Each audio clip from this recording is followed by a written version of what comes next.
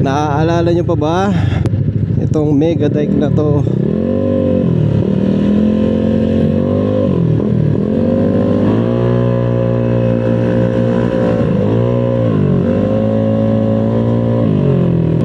May nanghuhuli kaya dito sa may San Fernando, no? Kasi hindi ako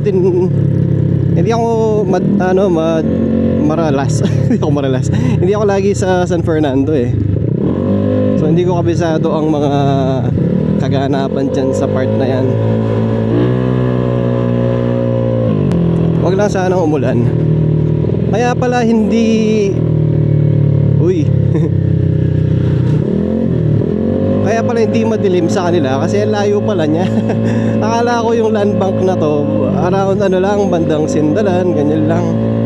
Nasa may Green City pala. Aray ko. Hindi naman din kasi ako nagmamadaling ibenta yung mga pyesa, no? Actually, kung may humingi nga nito, bibigay ko na lang eh.